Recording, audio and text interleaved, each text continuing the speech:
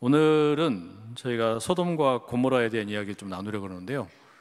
창세기 18장의 이야기를 전체 좀 나누도록 하겠습니다. 지난주에 저희가 17장 이야기 나눴는데 아브라함이 99세 그리고 이스마엘이 13살 되었을 때 하나님께서 여섯 번째로 약속을 주셨어요. 무슨 약속이냐면 아브라함아, 이스마엘 말고 사라를 통해서 내가 너에게 아들을 주겠다. 이게 여섯 번째 약속이었습니다. 그러니까 하나님께서 이런 약속을 주셨을 때 아브라함이 비웃었어요. 그죠? 근데 너의 그 비웃음이 너의 아들의 이름이 될 것이다. 이삭이 될 거다 그랬어요. 그죠? 그러니까 아브라함이 비웃었는데 그게 아들의 이름이 됩니다. 그리고는 비웃음이 아니라 진정한 웃음이 되게 바꾸어 주셨어요. 그 약속이 있고 난 이후에 얼마 지나지 않아 가지고 이제 그러니까 하나님께서 그때 뭐라고 또 말씀하셨냐면은 영원한 언약으로 이제 아브라함과 아브라함 집안에 있는 모든 남자들은 할례를 받아야 된다. 근데 그 약속도 주셨어요. 그래서 아브라함이 하나님 말씀하신 대로 다 했습니다. 자기 나이 99세 그리고 이스마엘 나이 13살 그리고 그 집안에 있는 모든 남자들 종이며 모든 신분 상관없이 다 할례를 받았어요. 그 일이 있고 난 다음에 얼마 지나지 않아서 하나님이 마므레에 있는 상수리 나무 곁에서 아브라함에게 또 찾아오십니다. 근데 이번에는 아브라함 앞에 나타난 이 하나님의 모습이 사람들의 모습으로 오셨어요. 그래서 세 명의 나그네처럼 나타나셨습니다. 이때가 아주 더운 대낮이었거든요. 그때 아브라함이 이제 더위를 피해 가지고 이 장막 아래에서 그 그늘 아래에서 이렇게 쉬고 있었는데 낯선 사람 세 사람이 이 맞은편에 서 있는 걸 보게 된 겁니다. 이 당시에 사회의 관습이 뭐가 있었냐면 누군가 나그네가 방문을 하게 되면 그런 사람들을 환대를 해주는 거, 나그네를 절대 그냥 보내는 법이 없었어요. 잘 섬기는 게 이 당시의 어떤 그 사회적인 관습이었습니다. 그래서 아브라함이 그 나그네 세 사람을 보고 달려가 가지고서 절을 합니다. 그리고 간곡하게 요청을 하기를 우리 집에 오셔가지고 좀 쉬었다 가십시오. 제가 음식도 좀 드리겠습니다. 그래가지고 모셔다가 발을 씻고 또 오셔서 쉬십시오 하면서 5절에 이렇게 아브라함이 이야기를 합니다. 내가 떡을 조금 가져오리니 당신들의 마음을 상쾌하게 하신 후에 지나가소서. 당신들이 종에게 오셨음이니이다. 그들이 이르되 네 말대로 그리하라. 자, 이렇게 세 명의 손님이 이제 찾아와서 아브라함이 그들을 극진하게 자기 가정으로 모시고 그리고 나서 이제 사라에게 가가지고요 그 밀을 공동 번역 성경에는 서말 말로 서말 정도를 떡으로 좀 만들어라 이렇게 이제 자기 아내에게는 요청을 하고 그리고 이제 그 가축의 떼가 있는 곳으로 가서 아주 살찌고 통통하게 그리고 아주 그냥 이렇게 잘 자란 송아지 한 마리를 끌고 가서 하인에게 이걸 이제 도축을 해가지고 요리를 해라 이렇게 이제 지시를 합니다. 그리고 아브라함은 이제 그 엉긴 젖이라고 우리 성경에 나와 있는데 그러니까 이게 아마도 버터 종류였던 것 같아요. 이 버터 종류에다가 우유에다가 그 다음에 하인이 만든 이 송아지 요리 이렇게 가지고서 이 세 명의 나그네에게 대접을 잘 합니다. 떡에 대한 언급은 없지만 아마 사라가 정성껏 만든 이 떡도 이 나그네들에게 아마 제공이 되었을 것 같아요.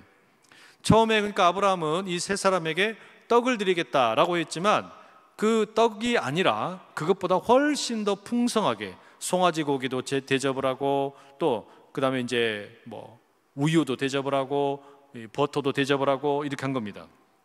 아주 넉넉하게 손 대접하기를 아주 잘한 겁니다. 이 마음 씀씀이가 아주 넉넉하죠. 그 손님들이 그렇게 나무 아래에서 음식을 이제 드시는 동안에 아브라함 옆에서 이제 시중도 들고 잘 도와줬어요. 그런데 아브라함을 방문한 이 세 사람이 사실은 누구입니까? 하나님과 두 천사였어요. 아브라함이 이 사실을 전혀 몰랐어요. 아브라함은 이 사람들이 그냥 더위를 피해서 자기 집에 잠깐 머무는 그런 손님들인 줄로만 알았습니다. 그런데 이들이 이제 이렇게 손님으로 가장을 해가지고 하나님과 두 천사가 아브라함으로부터 대접을 잘 받은 이후에 이제 자기 정체를 드러냅니다. 그런데 아브라함에게 그 정체를 드러내서 말을 하기 이전에 뭐라고 요구하냐면 아브라함 너의 아내 사라가 어디 있느냐 이렇게 말을 해요. 사라를 좀 불러와라. 근데 이 사라가 이제 아직 오지는 않았는데 지근거리에 있었거든요. 근데 사라가 오지 않은 상태에서 이 하나님께서 뭐라고 말씀하시냐면 아브라함에게 1년 뒤에 사라가 아이를 품에 안고 있을 것이다, 이렇게 이야기를 해요.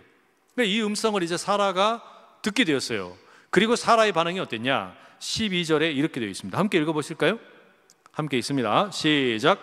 사라가 속으로 웃고 이르되 내가 노쇠하였고 내 주인도 늙었으니 내게 무슨 즐거움이 있으리요.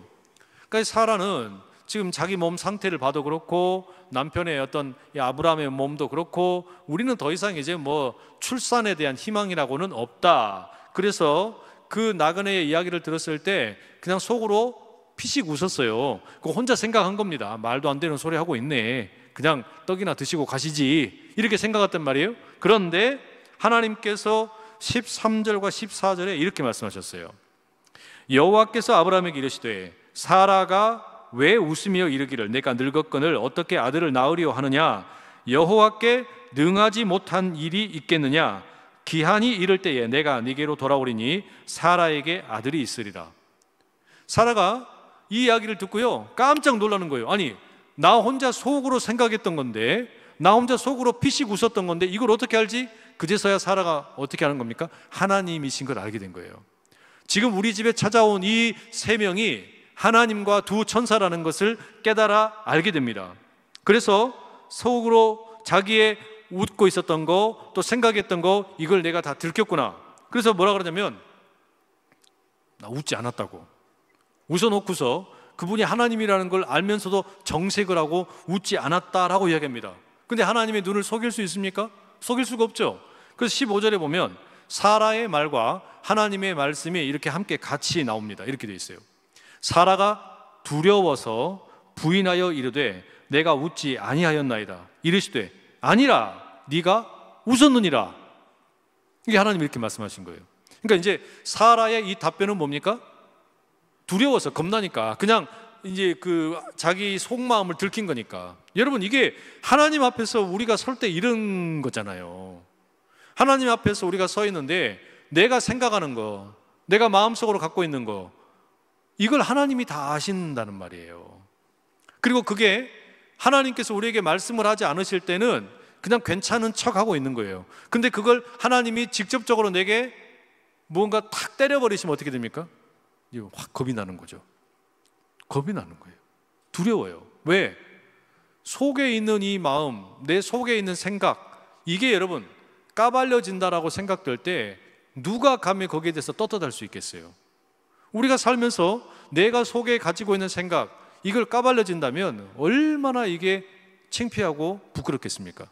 제가 그런 이야기 종종 드렸잖아요. 우리가 주일날 예배 드리러 오는데 만약에 우리가 생각하는 것들이, 우리가 머릿속으로 생각하고 마음에 품고 있는 것들이 만약에 만화책의 그 말풍선처럼 이렇게 우리의 머릿속에 달려서 다 나온다면 기가 막힐 거예요.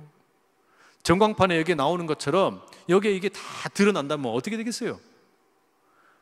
기가 막힐 거예요. 들어오면서 어떤 분들이 그냥 옷을 이제 깨끗하게, 오늘같이 제가 이렇게 이제 후드티를 이렇게 입었단 말이에요. 근데 이렇게 제가 입고 있는 옷을 보면서 여기 있는 분 중에 딱 보니까 2명이 지금 불만이 많아. 속에 2명이 불만이 많아. 아이고 참말로 목사님은 체면도 저렇게 없을까? 설교하러 올라가갖고 넥타이도 안 매고 저기 뭔 꼬라지요? 근데 이게 말풍선이 딱 보였다고 생각해 보세요. 어떻겠어요? 어떻겠냐고요? 웃기겠죠. 그죠? 어떤 분이 교회에 오려고 예쁘게 치장을 하고 또 머리도 막 그냥 새롭게 파마도 하고 옷도 예쁘게 입고 왔는데 또 그렇게 예쁘게 하고 오신 분을 보면서 참말로 교회에 오는데 무슨 패션쇼 하냐? 이렇게 머릿속으로 생각하는 게 다 드러난다고 생각해 보세요. 얼마나 웃기겠어요? 창피하죠. 물론 우리 중에는 그런 것이 여과되지 않고 속에 있어야 될 것이 그냥 밖으로 나와버리는 분들도 있어요. 그러면 진짜 골치 아프잖아요. 그죠? 근데 그래서 그런 분들 때문에 문제가 많이 생겨요. 이렇게 사람들이 같이 어울려서 신앙생활 하다 보면 자제를 못 해가지고, 절제를 못해서 나는 뒤끝은 없어? 그러면서 막 뱉어내는 거야. 그러면 예배 드리러 올 때 여러분, 내 속에 있는 생각들이 막 그냥 다 이렇게 막 이 머릿속에 있는 게 다 보여진다면 이 기가 막힌 거예요. 그런데 그것을 하나님께서 우리에게 감추어져 있던 마음이 들키게 될 때, 하나님이 그걸 말씀하실 때 우리에게 드는 첫 번째 생각이 뭐예요? 두려움이에요. 두려움. 그리고 거짓말을 막 하게 된단 말이에요.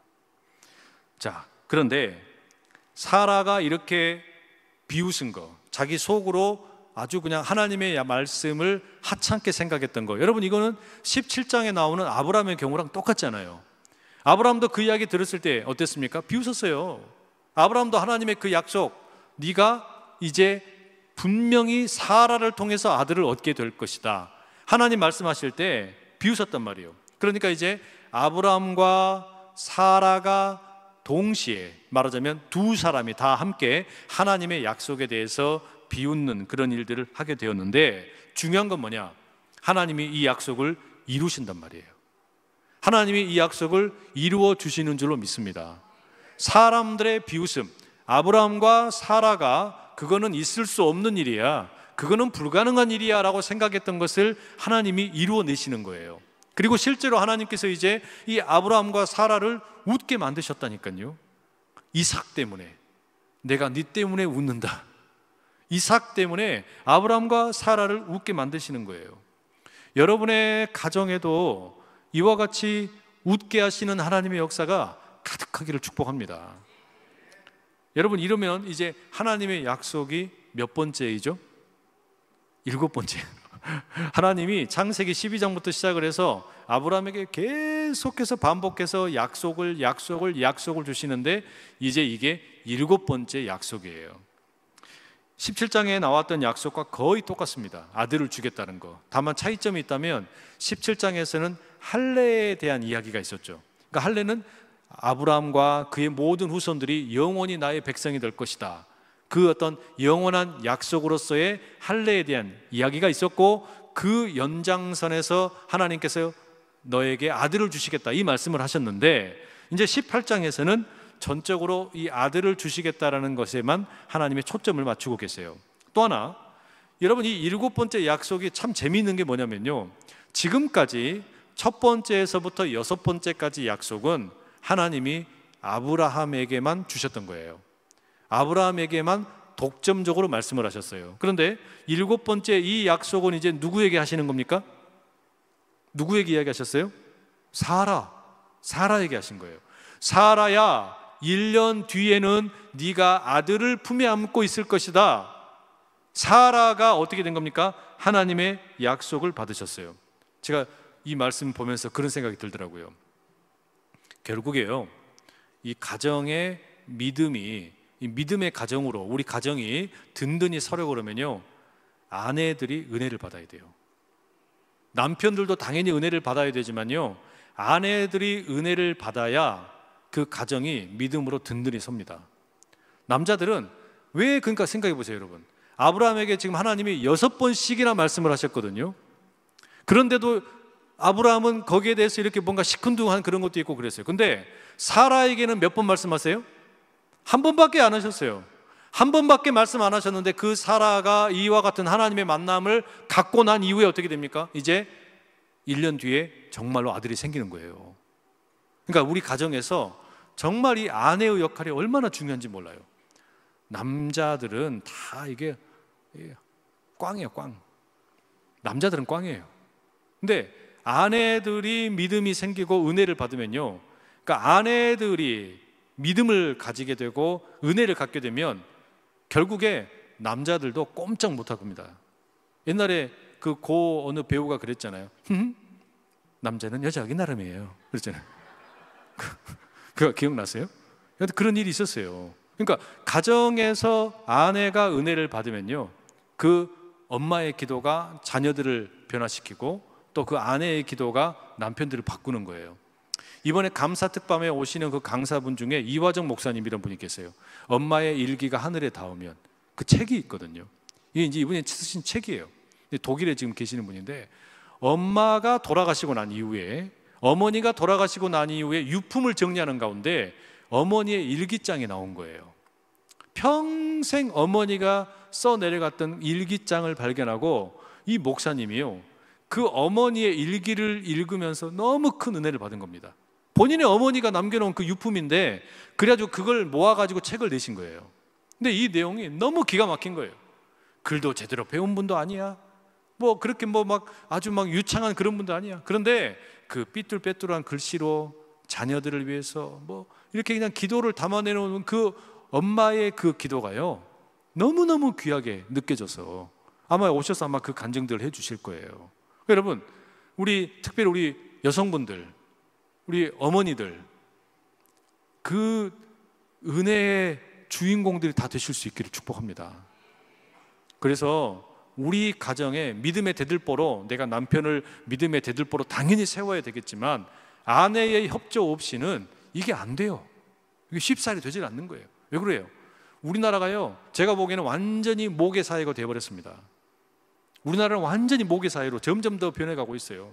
그러니까 가만히 보면은 모든 이 부모님들이요, 특별히 아빠들 딸 없으면은요 서러워요. 완전 서럽습니다.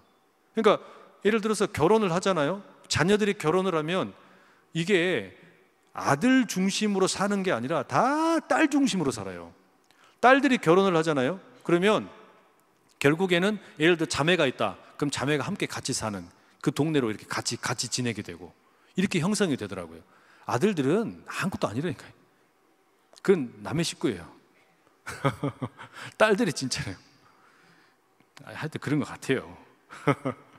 그래서 이 아내가 은혜를 받는 거 너무 중요합니다. 우리 교회에서 특별히 우리 여성분들 은혜를 듬뿍 받으실 수 있기를 축복합니다.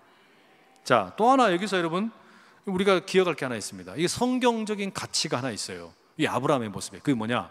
손대접입니다. 손대접. 신약 성경의 히브리서 13장 1절 2절에 이런 말씀이 있습니다. 함께 한번 읽어보실까요? 시작. 형제 사랑하기를 계속하고 손님 대접하기를 잊지 말라. 이로써 부지 중에 천사들을 대접한 이들이 있었느니라. 여러분, 이거 신약 성경의 히브리서 저자가 누구를 염두에 두고 썼겠습니까? 아브라함을 염두에 두고 쓴 거예요.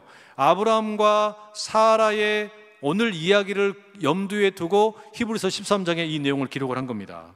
손님 접대를 잘했던 아브라함이 누구를 만났어요? 하나님을 만난 거예요.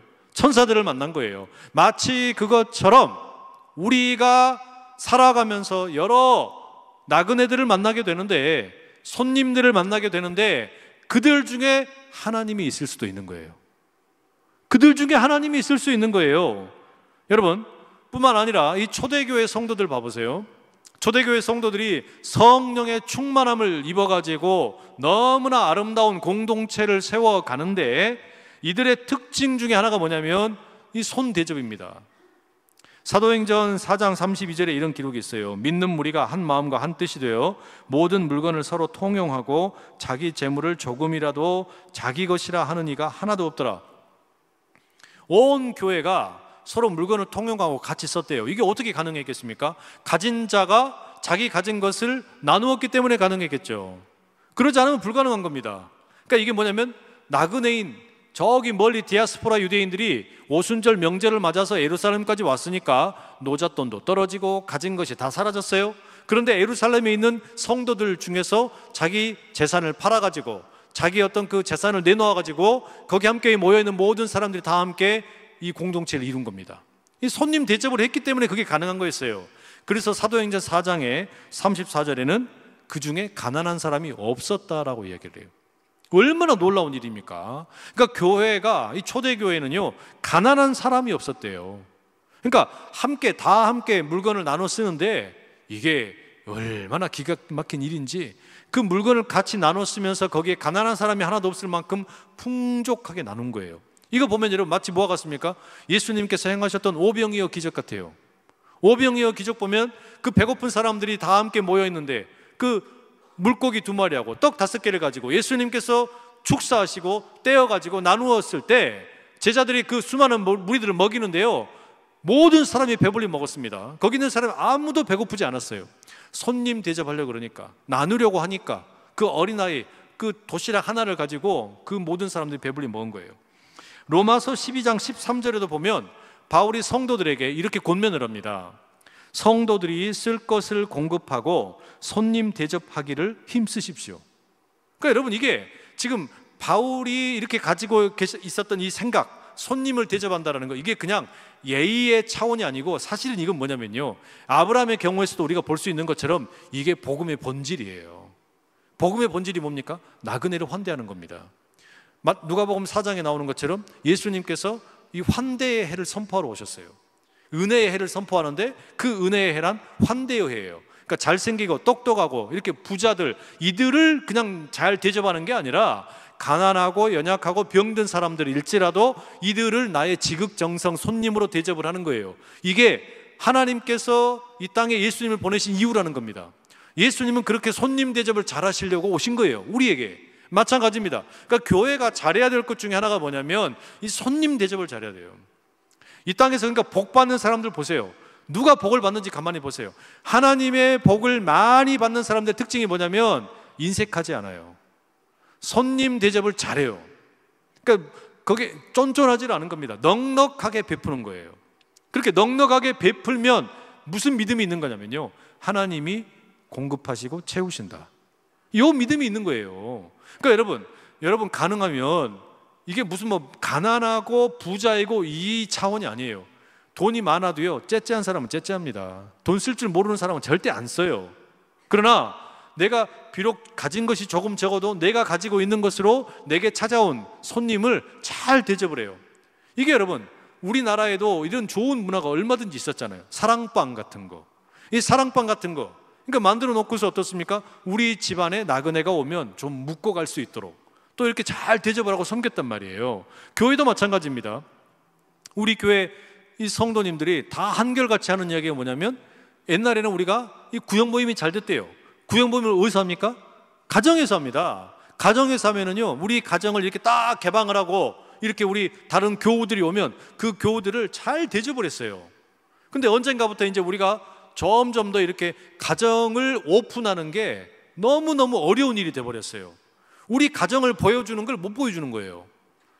이게 괜히 뭐 내 살림살이 보여주는 것 같고, 뭐 또 괜히 또 그러면 주눅이 드는 것 같고, 아니면 내가 사는 거 보면 또 사람들한테 괜히 내가 뭐 잘 사는 걸 보여주는 거 뻔되는 것 같고, 이런 것 때문인지 모르겠지만 요즘에는 그래서 그런지 사람들이 자기 집을 오픈을 안 해요. 이게 너무 안타까운 일이에요.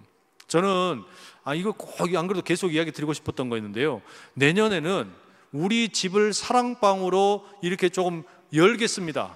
사람들을 우리 가정에 이렇게 와서 같이 함께 교제할 수 있도록 오픈하겠습니다. 이런 분들 좀 있으면 좋겠어요. 한 10분, 20분, 딱 100분만 있으면 좋겠어요. 100명만. 그러니까 뭐 더도 말고 덜도 말고 우리 교회 100명의 사랑방의 용사들만 있으면 좋겠어요. 그러면 안 될 게 없어요. 왜? 아니 100명이 이 안산시뿐만 아니라 여기저기 흩어져 살고 있는 분들 가운데 우리 집 열어가지고 내가 오늘 나그네들 그렇게 대접하겠다는데 뭐가 안 되겠어요? 당연히 되죠. 또 해외에서 예를 들어서 우리 선교사님이 오시네? 선교사님이 오시는데 어떤 교회들은 선교사 센터 잘 지어놓고 거기다가 이렇게 모십니다. 그것도 좋아요. 너무너무 귀한 일이에요. 그런데 예를 들어 100명이 그렇게, 만약에 내가 우리 집을 선교사님 오시면 그냥 이렇게 같이 좀 나누겠습니다, 쉐어하겠습니다, 그런 분 계신다면 얼마나 좋겠어요. 너무 귀한 일이잖아요. 해외에서 오신 그 선교하다가 오신 분들이 쉴 수 있는 공간, 따뜻하게 같이 함께 맞아줄 수 있는 그런 공간이 있다면 어디 그뿐이겠습니까? 우리가 네팔 선교 열심히 하고 있잖아요. 전 그런 꿈도 있어요. 네팔에 있는 우리 그 청소년들이나 뭐 이런 친구들이 우리 한국에 오고 싶어하는 애들 얼마나 많겠습니까? 뭐 우리가 이번에 라오스도 가고 뭐 캄보디아도 갔다 오고 그랬는데 그런 친구들 중에도 우리나라 오고 싶어하는 애들이 되게 많아요. 근데 이런 애들에게 또 예를 들어 우리가 뭐 자매 결연을 맺어서 뭐 미국에 있는 교회나 캐나다에 있는 교회나 이런 교회들과도 왕래를 할 수도 있고 하는데요, 그 다른 거 없어요. 거기에서 오는 친구들을 우리 집에서 같이 오픈을 해가지고 이 집에서 한두 명, 저 집에서 한두 명 이렇게 해가지고 함께 섬기기만 해도 아마 여러분 그런 섬김을 하는 그 집들은 복을 받을 수밖에 없을 거예요. 복을 받을 수밖에 없어요. 왜? 아브라함이 그랬던 것처럼 손 대접 잘하는 사람을 하나님이 얼마나 귀히 여기시겠습니까? 내년에는 100명의 사랑방 용사들이 일어나기를 축복합니다. 진짜로 제가 여기에 대해서는 할 말이 많지만 그 다음 내용으로 넘어가야 되니까, 여하튼 한 가지 확실한 건 뭐냐면, 손님 대접을 잘하는 분은 하나님의 마음을 아는 거예요. 그 은혜가 우리 성도님들 가운데 넘치시길 축복합니다. 그 다음에 다시 본문으로 돌아가 보면 이 아브라함을 방문했던 이 세 사람, 그러니까 하나님과 두 천사죠. 이들이 이제 아브라함과 사라에게 아들이 있을 것이다, 1년 뒤에는 사라가 아들을 안을 것이다, 이 약속을 주고 이제 다른 일정이 바빠서 떠나게 됩니다. 어디를 가느냐? 소돔과 고모라를 향하여 발걸음을 옮겨요. 이때 하나님께서 이제 자기를 배웅하러 따라 나오는 아브라함에게 소돔과 고모라에 대한 심판의 이야기를 살짝 들려주십니다. 17절과 18절 이렇게 되어 있어요. 함께 읽어보실게요. 시작. 여호와께서 이르시되 내가 하려는 것을 아브라함에게 숨기겠느냐? 아브라함은 강대한 나라가 되고 천하 만민은 그로 말미암아 복을 받게 될 것이 아니냐? 이 구절에 의하면 하나님과 아브라함 사이가 상당히 친밀해졌다라는 걸 알 수 있어요. 그죠? 하나님 뭐라 그러세요? 마음속에, 하나님 마음속에 가지고 계신 계획이 있는데 이걸 아브라함에게 숨기지 않으시겠냐, 이런 말이에요. 하나님의 계획, 하나님의 마음을 아브라함에게 알리시겠다는 거죠. 그죠?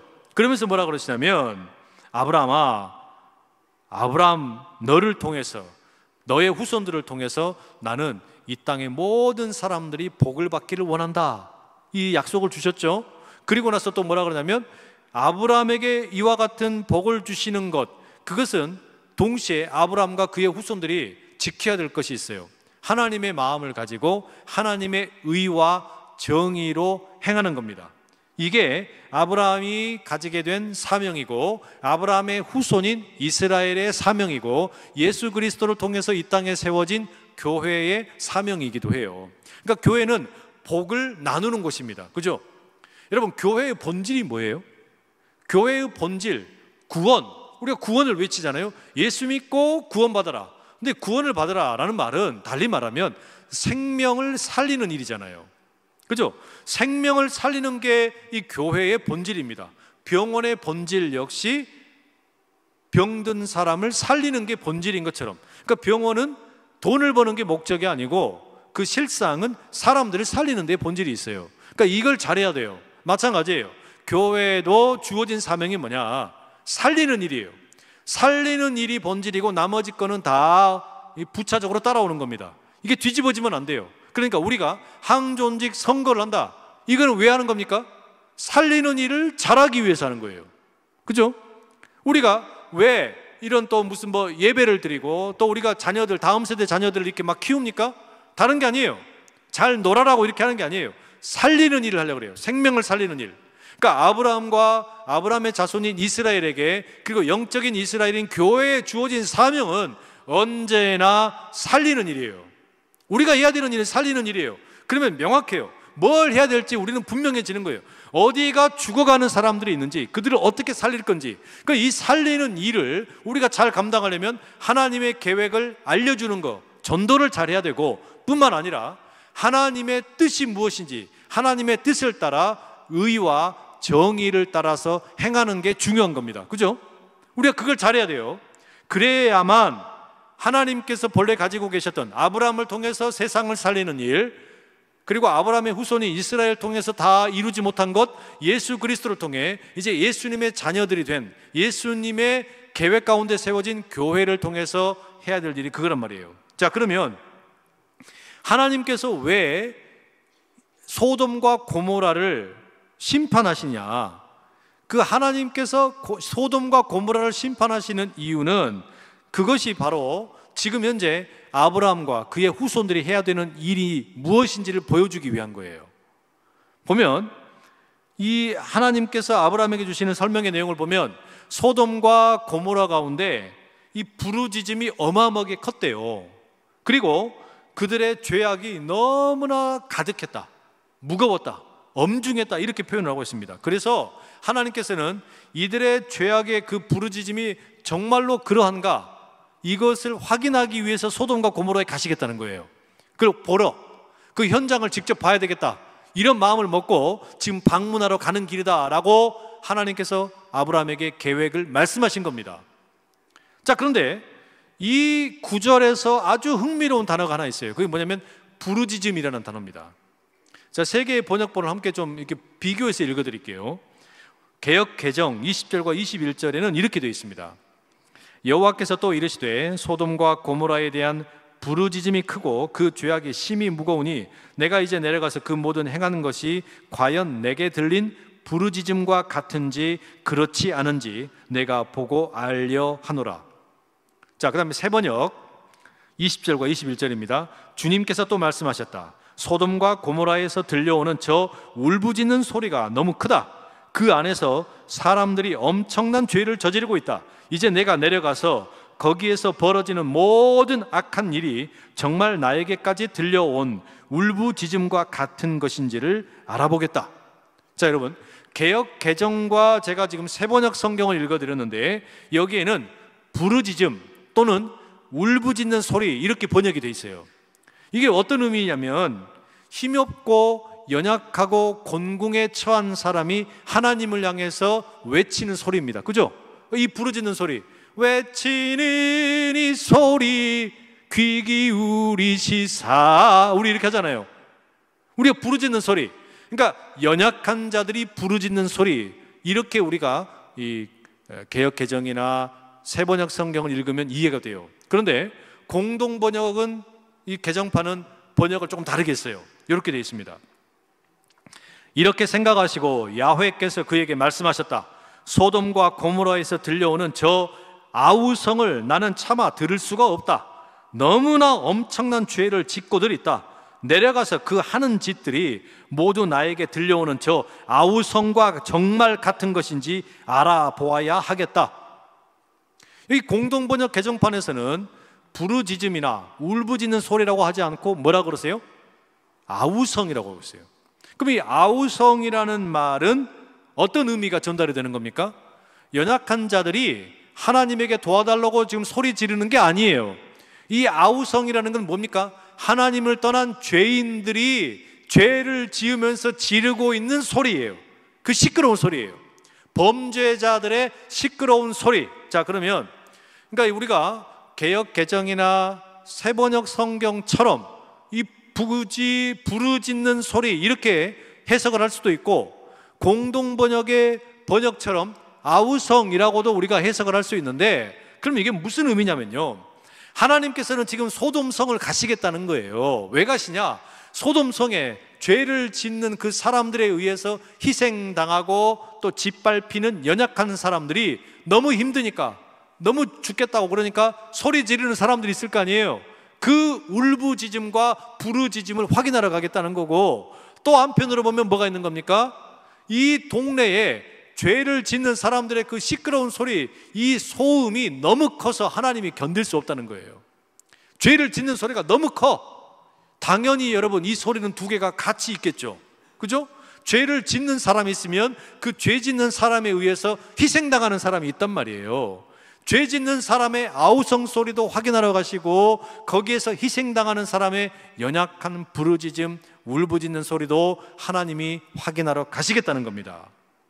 자, 이렇게 하나님께서 말씀을 하시니까 소돔성에 가서 내가 이것을 확인을 하고 거기에 합당한 이제 심판을 하겠다, 이 하나님의 음성을 아브라함이 지금 들은 거예요. 뭐 하다 들은 겁니까? 배웅해 드리다가, 하나님 안녕히 가십시오 라고 인사를 하고 이제 보내드리려고 그랬는데, 그때 하나님으로부터 이와 같은 메시지를 딱 들으니까 아브라함이요, 이게 긴장이 안 될 수가 없습니다. 왜 그렇습니까? 소돔과 고모라, 이 소돔성에 누가 살고 있어요? 아브라함의 조카 롯이 살고 있었단 말이에요. 조카 롯이 살고 있으니까 하나님의 이 계획을 듣자마자 당황을 하는 거예요. 이거 어떡하지? 그래서 아브라함이 긍휼의 마음을 가지고, 아브라함 참 착한 사람입니다. 물론 자기 아내를 팔아먹기도 했지만 여하튼 또 이 마음에 연약함이 있어요. 그래서 뭐라 그러냐, 23절에 아브라함이 가까이 나아가 이르되 주께서 의인을 악인과 함께 멸하려 하시나이까? 아니, 하나님께서 소돔 땅에 가셔가지고 그 악인들에 대해서 심판을 하시겠다라는 거, 오케이, 제가 잘 알겠습니다. 그런데 하나님께서는 우리에게도 의와 공의로 행하라고 말씀을 하셨는데, 저 소돔과 고모라 땅에 악인들이 당연히 많겠죠. 그러나 거기에 의인들도 있을 텐데, 의인들이랑 악인들을 함께 멸하신다면 그게 합당하겠습니까? 이렇게 물은 거예요. 여러분, 이것은 구약 성경에 자주 등장하는 이야기였어요. 욥기에서도 바로 그런 메시지가 나왔고요. 바벨론의 포로로 잡혀갔던 이스라엘 백성들이 하나님에게 부르짖었어요. 하나님, 어찌하여 의인의 고난을 그냥 두고만 보고 계십니까? 욥기도 마찬가지였고요. 이와 같은 질문이 지금 이 아브라함이 던진 하나님을 향한 이 질문, 의인과 악인을 함께 멸하시겠습니까? 여러분, 이건 인류 역사에도 계속되는 질문이었어요. 하나님, 어찌하여 저 악인들을 내버려 두시고 악인들로 인해서 의인들이 오히려 핍박을 당하고 죽도록 내버려 두십니까? 그 아우슈비츠 수용소에서 죽어갔던 수많은 유대인들을 보면서 엘리 위젤과 같은 사람이 이 부르짖은 거예요. 그 밤이라는 그런 책에서 그런 이야기를 하는 거예요. 하나님, 도대체 저 사람들이 저렇게 죽어가고 있는데, 저 선량한 사람들이 죽어가고 있는데 어찌하여 악을 그냥 내버려 두고만 계십니까? 하나님에게 묻는 거예요. 그러니까 여러분, 지금도 마음에 그런 어떤 영적인 감수성이 있는 사람들, 이런 영적인 감수성이 있고 그런 것에 대해서 이렇게 아파하는 사람들은요, 그 질문을 계속하고 있어요. 하나님, 어찌하여 의인과 악인이 함께 죽도록 내버려 두고 계십니까? 아브라함의 그 심정으로 같이 질문을 하는 거예요. 이게 합당하냐 이거예요. 만약에 저 소돔 땅에 의인이 50명이 있다면 그 사람들을 위해서라도 하나님께서 소돔과 고모라 땅을 용서하셔야 되는 거 아닙니까? 의로우신 하나님께서 죄 없는 의인을 악인들과 함께 싸그리 멸하시는 것은 있을 수 없는 일입니다.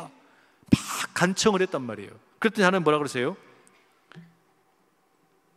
하나님께서 이렇게 하시는 거 부당하다 이야기하면서 25절에 이렇게 말합니다. 함께 읽어보실게요. 25절 시작. 주께서 이같이 하사 의인을 악인과 함께 죽이심은 부당하오며 의인과 악인을 같이 하심도 부당하니이다. 세상을 심판하시는 이가 정의를 행하실 것이 아니니까. 이건 여러분, 아브라함의 이 질문은요, 이후에 계속해서 나오는 흔히 이야기하는 신종론의 질문입니다. 하나님은 정말로 정의로우신 분인가? 하나님은 정말로 선하신 분인가? 하나님은 정말로 능력이 넘치시는 분인가?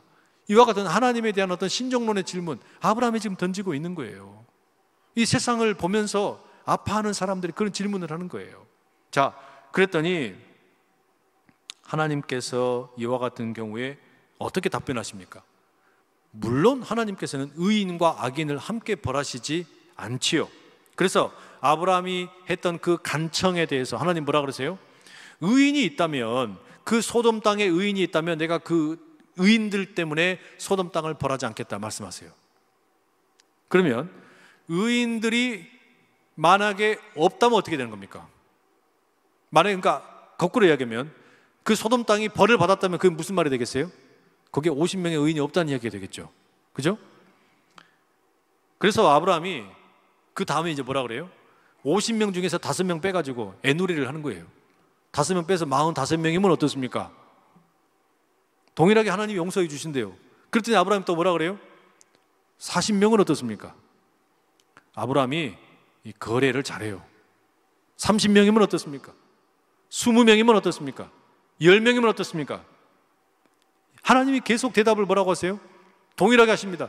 10명 때문에, 20명 때문에, 30명 때문에, 40명 때문에 내가 소돔 땅 용서하겠다 말씀을 하셨어요. 근데 이제 어떤 분들은 그래요. 10명에서 멈추지 말고 1명까지 가지.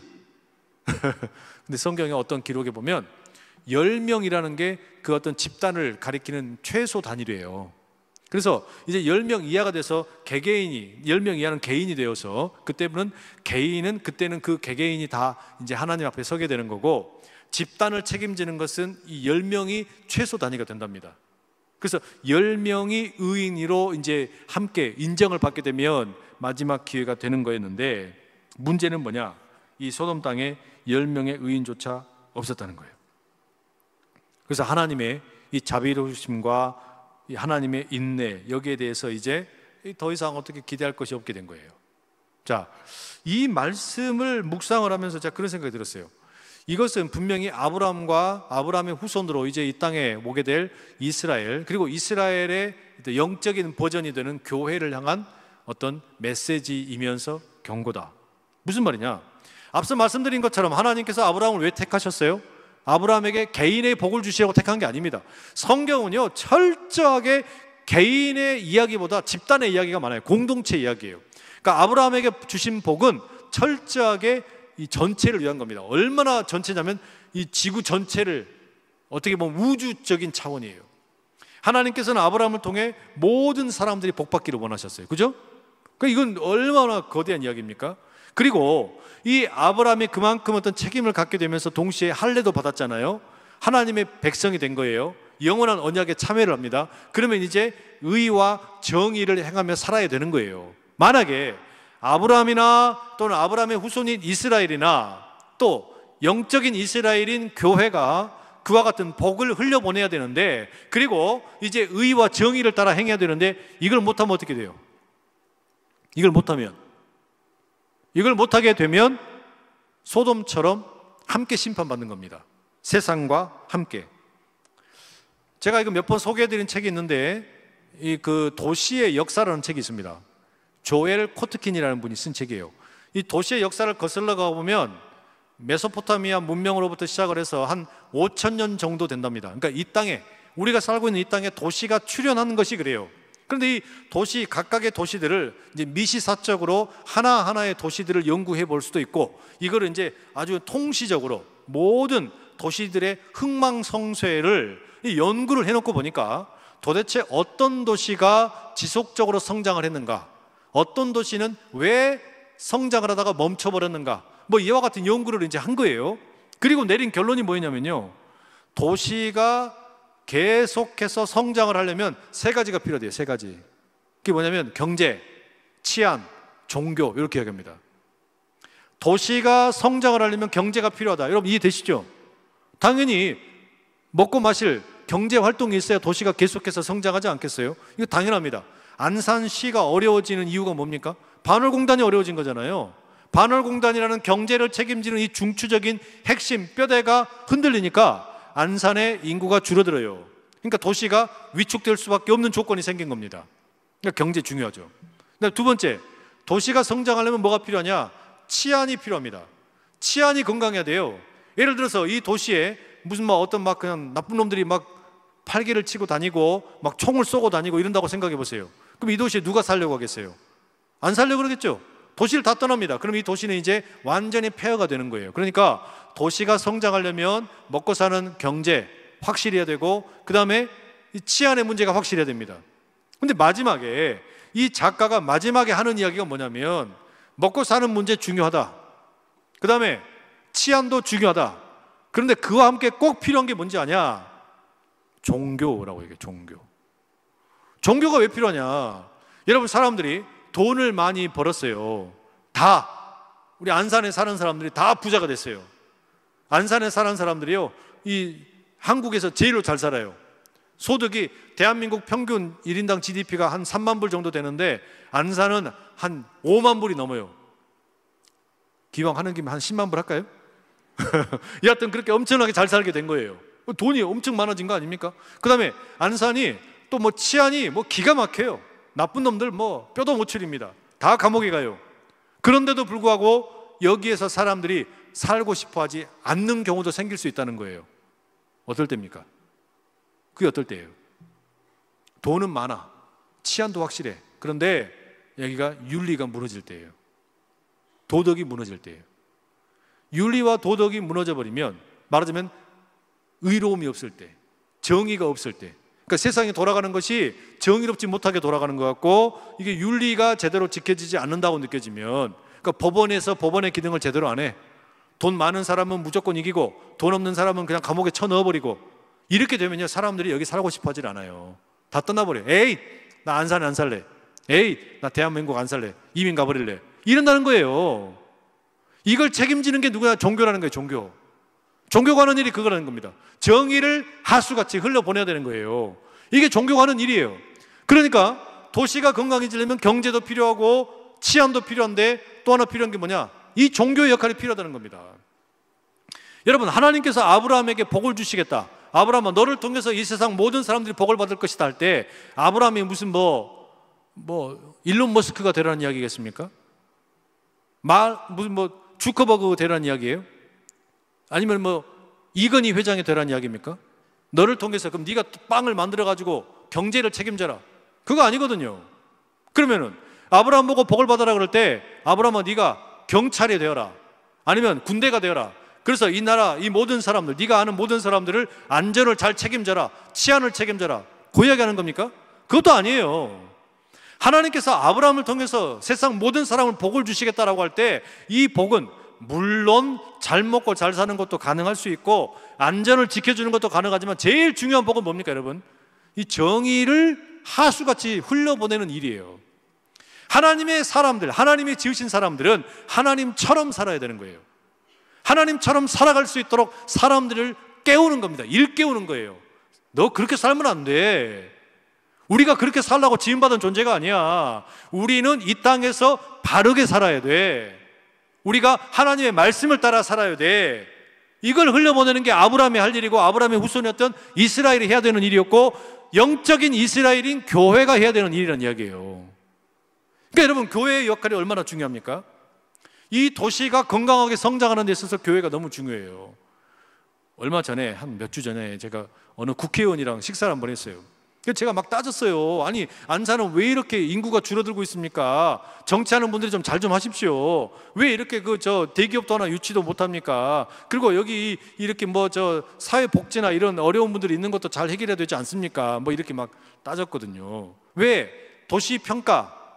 저는 안산을 사랑해요. 9년밖에 안 됐지만 9년째 살고 있는데 제 안산에 대한 애착심이 되게 강한 것 같아요. 하여튼 그렇다고요. 그런데 이 재미있는 게 늘 한 연말쯤 되면은요, 정확한 제가 신문 이름은 기억나지 않는데 우리나라 지자체를 평가하는 평가 어떤 순위가 나옵니다. 안산의 순위가요 아주 낮아요. 경제적인 수준이나 그러니까 정량적인 평가는 괜찮아요. 몇 번 말씀드렸는데, 근데 뭐가 안 좋냐면 정성적인 평가가 안 좋아요. 정성을 안 들였다는 게 아니라 정성적인 평가라는 것은 사람들이 가지고 있는 이미지 말이에요. 이미지, 도시에 대한 이미지. 근데 이 도시의 이미지가 우리 이 근교에 있는 군포, 시흥, 화성, 수원 이런 도시들하고 비교해 보면요 우리가 엄청나게 낮아요. 그러니까 맨날 우스갯소리를 하는 이야기가 안 산다 안 산다 하면서 사는 곳이 안산이야 이따위 소리는 하고 있고, 이게 얼마나 안타까운 일입니까? 그런데 이런 이야기를 이제 그 정치하는 분이랑 이야기 나누는데 그분이 자꾸 뭐라 그러냐면, 그러니까요 교회가 잘하셔야 돼요. 그러니까요 교회가 잘하셔야 돼요. 이렇게 이야기하더라고요. 제가 그래서 되게 기분이 나빴어요. 근데 가만 생각해 보니까 그것도 맞는 말인 것 같다. 그러니까 이거 아이들 돌보는 거 잘해야 되지 않습니까? 그러니까 교회가 좀 잘 좀 해주세요. 외국인들 돕는 거 잘해야 되지 않습니까? 그러니까 교회가 좀 잘 좀 해주세요. 골 아파. 근데 그게 제가 거기에서 한편으로 무슨 느낌을 받았냐면요, 교회가 잘해야 되는구나. 우리가 이 도시의 영성을 책임지는 교회다, 도시의 영성을 새롭게 하는 교회라고 우리가 표어를 만들어 놨는데 이게 빈말이 아니구나. 우리나라 전체로 보면요, 여러분 저는 그런 생각 들어요. 제가 무슨 엄청난 애국자 그런 거 아니거든요. 무슨 마음속에 태극기를 가슴에 품고 다니고 그러지 않아요. 그런데 안타까운 건 뭐냐면, 제일 안타까운 게 뭐냐면 이 청소년 청년들한테 미안한 마음을 금할 수가 없어요. 왜? 그렇게 열심히 공부해가지고 대학까지 졸업을 했는데 취업을 못해. 취업을 할 데가 없어요. 앞으로 여러분 더더욱이 더 심각한 건 뭡니까? 이제 AI 기술이 발전을 하면 할수록 어떻게 돼요? 일할 자리가 없어요. 여러분 누가 그랬다고 그러죠? AI의 이 기술이 과연 앞으로 이 모든 산업의 능률을 얼마나 변화시킬까요? 그렇게 질문을 하면서 한 300%쯤 바뀔까요? 500%쯤 바뀔까요? 이렇게 질문을 했대요. 근데 그 질문을 받은 AI 전문가가 뭐라 그런 줄 아세요? 300%나 500%가 아니라 300배, 500배 정도라고 말씀을 해도 될까 말까입니다. 한 사람, 그러니까 AI 이전에 우리가 하던 일, 그거 AI가 대체되면서 하는 일이 3배, 5배 이렇게 이제 능률이 올라가는 게 아니라 300배, 500배 그 이상으로 능률이 올라간다는 거예요. 그럼 도대체 사람들은 뭐 합니까? 일자리가 줄어드는 건 눈에 불 보듯 뻔한 거예요. 그런데 여러분, AI가 대체할 수 없는 영역이 있어요. 아무리 인공지능 기술이 발전을 해도 대체할 수 없는 일들이 분명히 있습니다. 사람을 찾아가서 위로하는 일, 사람들을 가서 눈물 닦아주는 일, 사람들을 가서 격려해주는 일, 이를테면 복지와 같은 일들, 이거는 못해요. 이건 AI가 못해요. 그러니까 그런 자리에서 하는 거, 그리고 누군가의 어떤 마음을 위로하고 기도해 주는 일, 이거는 아무나 할 수 있는 일이 아니에요. 그러니까 이런 어떤 돌봄, AI가 기술이 아무리 발전해서 로봇가 나온다고 해도 그게 허용이 안 돼요. 그 주병진 씨라고 아주 유명한 그 개그맨 있지 않습니까? 지금 뭐 거의 두문불출하시는 것 같은데, 그분이 남긴 영상에 보니까 그런 거 있더라고요. 아, 내 집 엄청 커. 나 엄청 큰 집에 혼자 살아. 그런데 뭐라고 하는 줄 아세요? 집 큰 거 아무 소용없더라. 집 큰 거 아무 소용없어. 왜냐? 맨날 나 혼자 밥 먹어. 나 혼자 잠자. 그러다 어쩌다 지인들이 와가지고 밥을 해주면 그렇게 고맙더라. 함께 사는 사람이 있어야 그게 사는 거지. 혼자서 이렇게 넓은 데 살면 그게 무슨 의미가 있냐? 집 큰 거 그건 무슨 의미가 있냐? 그렇게 이야기를 하는 거예요. 결혼도 안 한 분이잖아요. 근데 그분이 그렇게 이야기하는 거예요. 여러분, 그러니까 이 교회가 해야 되는 일이라는 게 이게 어마어마한 일이에요. 단지 이 교회 하나, 건물 하나 유지하는 거 이게 아니고, 우리가 하는 일은요, 이 도시를 책임지는 거고, 나아가서 이 나라를 책임지는 일인 거예요. 우리가 살고 있는 이 나라, 우리 도시, 이 나라와 도시 가운데 정의가 흘러갈 수 있도록, 이 공의가 흘러갈 수 있도록, 하나님의 그 말씀이 역사할 수 있도록 사람들을 깨우는 거. 우리 돈으로 사는 거 아닙니다. 우리 뭐 치안이 뭐 안전하다고 사는 거 아닙니다. 우리가 하나님의 형상대로 지음받았으니 하나님의 말씀대로 살아야 됩니다. 이거 일깨우는 게 우리가 해야 되는 일이란 말이에요. 이걸 제대로 못하면 우리 역시 뭐 하는 겁니까? 하나님이 소돔을 향해서, 고모라를 향해서 말씀하셨던 그 하나님의 안타까운 그 마음, 이게 그 마음이 우리에게도 동일하게 찾아올 수밖에 없는 겁니다. 말씀 정리할게요. 자, 오늘 보면서 교회가 뭘 해야 되냐, 이 두 가지를 말씀을 드리고 싶어요. 첫째, 손 대접 잘하는 거. 그게 누가 되었든 손님 대접 잘하는 거. 우리에게 찾아오는 손님을 마치 누구인 것처럼, 예수님인 것처럼, 여기 앉아 계시는 누가 되었든 내게 찾아온 그 손님이 예수님인 것처럼. 제가 그래서 오늘 여기 예배 올라오면서 회개를 했어요. 왜냐? 제가 요즘에 너무 바빠가지고 막 일이 막 연말이 되니까 막 엄청나게 몰려오는 거예요. 근데 어렵게 저를 만나겠다고 서울에서 오늘 오후 3시에 누가 한 분이 찾아오셨어요. 우리 총회 관련된 분이었는데, 근데 이분의 이야기를 제가 들을 만한 마음의 여유가 없었어요. 마음의 여유가 없어서 이분이 이거는 이렇고 저건 저렇고 이렇게 계속 설명을 하셨는데, 제가 마음의 여유가 없어가지고, 목사님 죄송합니다. 제가 지금 도저히 그 이야기들 다 소화를 하고 이렇게 같이 함께 귀를 기울이면서 소화를 해야 되는데 제가 그럴 마음의 여유가 없어서 너무 죄송합니다. 그렇게 하고 그냥 돌려보냈어요. 근데 그게 너무 마음이 아픈 거예요. 왜? 나를 찾아온 그분이 예수님 같은 분이었으면 어떡해. 근데 제대로 대접을 못해. 차 한 잔도 못 드렸어요. 내 마음이 답답해가지고, 내 마음이 너무 이렇게 여유가 없어가지고. 아, 이게 그렇구나. 여러분, 손님 대접 잘하는 게 다른 게 아니에요. 잘 들어주면 되잖아요. 따뜻한 차 한 잔 그냥 드리면 되잖아요. 근데 그것보다 더 중요한 게 뭔지 아세요? 내가 마음의 여유가 있어야 돼요. 내가 마음의 여유가 있어야 손님 대접이 가능해요. 내 마음의 여유가 없으면요, 내가 100만 장자여도 손 대접 못해요. 바라기는 여러분, 우리에게 마음의 여유가 있어서 손 대접할 수 있기를 축복합니다. 그 다음에 두 번째, 우리는요, 좋으나 싫으나 이 도시의 영성을 책임을 져야 돼요. 안산시가 안산제일교회 덕을 볼 수 있기를 축복합니다. 안산에 살고 있는 사람들이 우리 교회의 덕을 볼 수 있기를 축복합니다.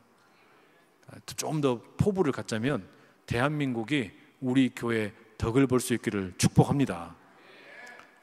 좀 크게 좀 해보세요. 아멘. 이 나라 전체 모든 사람들이 우리 교회 덕을 볼 수 있기를 축복합니다. 그만한 비전과 그릇을 키우고 꿈을 갖고 우리 청소년들이, 청년들이 그렇게 일어나야 돼요. 우리 피택 되신 우리 집사님 중에 한 분이 포부를 밝혀보라 그랬더니, 내가 은퇴하기까지 10년 동안 이곳에서 5,000명의 안산 청소년들이 예배하는 곳을 만들어 놓고 은퇴하겠습니다. 이렇게 하고 포부를 밝힌 분이 있어요. 누구라고 말은 못해요. 여하튼 여러분, 얼마나 제가 그게 마음에 감동이 있더라고요. 왜? 저도 그런 생각 못했거든요. 얼마나 마음이 감동했으면 보세요. 기대를 엄청 하고 있습니다. 어디까지 이야기했습니까? 두 가지 말씀드렸어요. 선대접 잘하자. 그리고 우리가 살고 있는 이 도시를 위해서 우리가 기도하자. 이 오문 가지고 우리가 함께 같이 한번 나아갈 수 있으면 참 좋겠습니다.